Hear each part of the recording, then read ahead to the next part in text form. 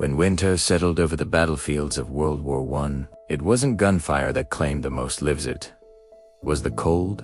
Soldiers stuck in flooded trenches battled frostbite, hypothermia, and the constant struggle to stay warm with almost no fuel and no safe way to light a fire.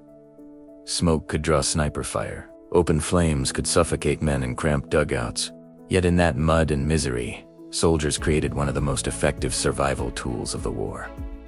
The trench stove. Born from desperation, these small improvised heaters were built from whatever the soldiers had on hand-ammo boxers. Biscuit tins, fuel cans, even clumps of dried mud soaked in oil.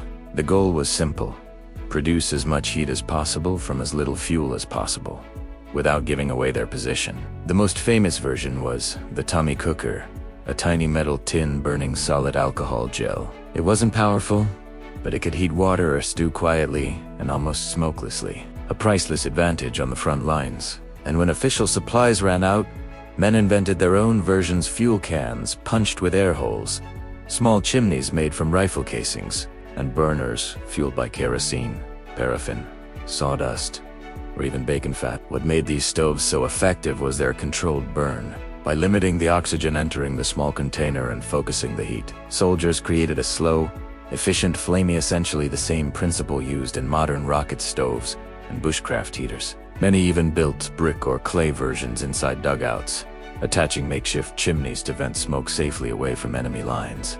In deeper shelters, engineers expanded the idea into full heating systems. Metal drums connected to underground pipes that carried warm air through freezing bunkers. For many men, a trench stove meant survival. It meant dry socks, warm hands, a cup of tea, or a hot meal after hours of cold and terror. It was a bit of humanity carved out of the harshest conditions imaginable. And the brilliance of the design still applies today. Anyone living off-grid, camping, or preparing for emergencies can recreate the same heat-efficient stove with nothing more than a tin can, a knife, and a few scraps of fuel. A simple, controlled heat source built and fueled correctly can keep you warm, cook your food, and stretch your resources far longer than an open fire ever could.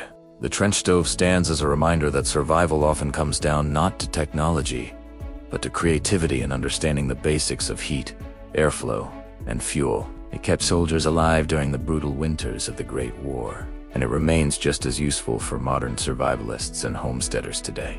If stories like this inspire you to explore the forgotten skills that once kept people alive through history's hardest moments, be sure to subscribe to In the Beginning and share this with someone who values real survival wisdom.